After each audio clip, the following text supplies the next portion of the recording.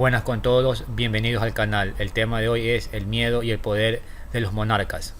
Actualmente hay leyes y derechos humanos que se han hecho en diferentes tipos de asambleas durante todo el tiempo en los últimos años. Los gobernantes actuales en su mayoría son elegidos democráticamente. Ya no vemos a la nobleza con todo el poder que tuvieron en la antigüedad, pero antiguamente, tanto en la edad medieval hacia atrás durante siglos y milenios, los nobles eran los que gobernaban los pueblos y naciones, y lo hacían autoritariamente, casi siempre de una manera déspota y tiránica. El destino de un país podría verse destruido por el capricho de algún rey, faraón o emperador. Un rey, emperador o príncipe decía: me gusta esta mujer, y sin importar si aquella mujer era soltera o casada, sus hombres la llevaban a sus aposentos, y si el gobernante quería quedársela para siempre y era casada, mandaba a matar a su marido o lo mandaba a una misión donde era más posible morir que vivir. Incluso este tipo de actitudes la podemos ver en la Biblia. Si vemos el Génesis capítulo 12 en la versión Reina Valera 1960, vemos: y aconteció que cuando entró Abraham en Egipto, los egipcios vieron que la mujer era hermosa en gran manera. También la vieron los príncipes de Faraón y la alabaron delante de él, y fue llevada a la mujer a casa de Faraón. Después, en Génesis capítulo 20, versículo 1 y 2 de Reina Valera 1960, vemos: de allí partió Abraham a la tierra del Negev, y acampó entre Cades y Shur, y habitó como forastero en Gerar. Y dijo Abraham de Sara su mujer: es mi hermana. Y Abimelech, rey de Gerar, envió y tomó a Sara.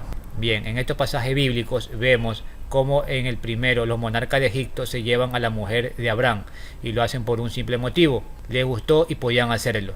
En el segundo, igual de Gerar, tomó a la mujer de Abraham. Claro, Abraham decía siempre que era su hermana, porque sabía cómo funcionaban las cosas y que los monarcas lo matarían para poder quedarse con ella. Supuestamente más adelante Dios lo ayuda a recuperar a su esposa, pero eso no es de importancia para el tema del video, sino para que veamos que antiguamente los monarcas hacían lo que querían, y que la palabra del rey o del faraón o del emperador era ley. Ahora, incluso David, antepasado de Jesús, es decir, al que conocemos como el rey David, y que mató a Goliat, bien, cuando fue el rey también hizo de las suyas. De hecho, así nació Salomón. Si leemos la Biblia en el segundo libro de Samuel, capítulo 11, y sucedió un día al caer la tarde, que se levantó David de su lecho y se paseaba sobre el tejado de la casa real, y vio desde el tejado a una mujer que se estaba bañando, la cual era muy hermosa. Envió David a preguntar por aquella mujer, y le dijeron: aquella es Betsabé, hija de Elián, mujer de Urías Eteo. Y envió David mensajeros, y la tomó y vino a él, y él durmió con ella. Luego ella se purificó de su inmundicia y se volvió a su casa, y concibió la mujer, y envió a hacérselo saber a David, diciendo: estoy encinta. Entonces David envió a decir a Joab: envíame a Urías Eteo. Y Joab envió a Urías a David. Cuando Urías vino a él, David le preguntó por la salud de Joab, y por la salud del pueblo, y por el estado de la guerra. Después dijo David a Urías: desciende a tu casa y lava tus pies. Y saliendo Urías de la casa del rey, le fue enviado presente de la mesa real. Mas Urías durmió a la puerta de la casa del rey, con todos los siervos de su señor, y no descendió a su casa. E hicieron saber esto a David, diciendo: Urías no ha descendido a su casa. Y dijo David a Urías: ¿no has venido de camino? ¿Por qué pues no descendiste a tu casa? Y Urías contestó a David: Arca de Israel y Judá están bajo tiendas, y mi señor Joab y los siervos de mi señor en el campo.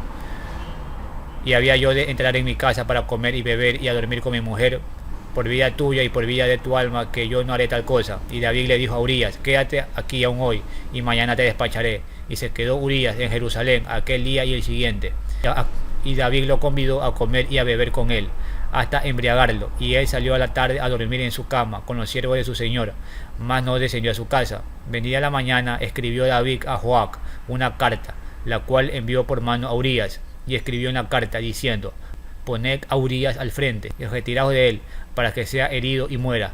Así fue que cuando Joab sitió la ciudad, puso a Urías en el lugar donde sabía que estaban los hombres más valientes. Y saliendo luego los de la ciudad, pelearon contra Joab, y cayeron algunos del ejército de los siervos de David, y murió también Urías Eteo. Bien, en esta historia vemos cómo David se quiso coger a cierta mujer, y se la cogió, y se deshizo del marido, mandándolo a morir en el campo de batalla, antes que salga un fanático queriendo ofender, es que tenía que ser así porque el hijo que estaba en el vientre era Salomón. Solo diré que estás demasiado adoctrinado para defender lo indefendible. Y como dije en los videos pasados de cómo funciona la mente humana, tu inconsciente buscará la manera de defender para evitar una decepción que te causará dolor, el dolor de haber perdido tu tiempo creyendo algo que no era así. Pero ese no es el tema es cómo los monarcas hacían lo que querían, todo el tiempo. En el Imperio Romano vemos a muchos emperadores no podían contra si estuviera equivocado, por el miedo a la figura del emperador. Los que estaban a su alrededor o en su corte daban la razón en todo, sencillamente por miedo así estuviera equivocado. Es decir, venía el emperador o el faraón o quien sea y te decía, y te veía, si te veía y decías me caes mal, y decían llévenlo a los calabozos, sus hombres te llevaban al calabozo, así no hubieras hecho nada malo ni cometido ningún crimen. Otro punto muy importante es que muchos monarcas decían que estaban en el poder por orden divina, es decir, por algún dios o dioses que lo puso ahí. Vemos en Egipto como el primer faraón fue el dios Osiris.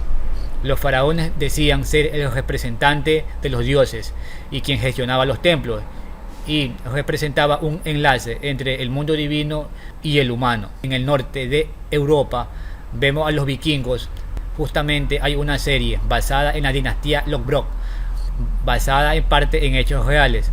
Vemos como Ragnar Lothbrok, el protagonista, decía en la primera temporada ser descendiente de Odín, el dios más importante de su mitología. Y así fue históricamente. Él decía ser hijo de Odín. De alguna manera, la ascendencia o elección divina les daba a los monarcas antiguamente el derecho a gobernar sobre los demás. En Grecia, Alejandro Magno decía ser hijo de Zeus, el dios más importante del panteón griego. Y en las religiones judeocristianas, tanto los judíos como los cristianos, vemos como Saúl, el primer rey del pueblo elegido de Israel, fue escogido por el Dios Padre Jehová Yahvé. Y así mismo pasó con la elección de David. Entonces, el miedo por la manera autoritaria y déspota en cómo ejercían el poder y la creencia que estaban en el poder por designios divinos o porque descendían de los dioses, les daba a los monarcas un poder inmenso y hacían lo que ellos querían, y lo que ellos decían era ley y se hacía. Si no era así, te mandaban preso de por vida o te mataban.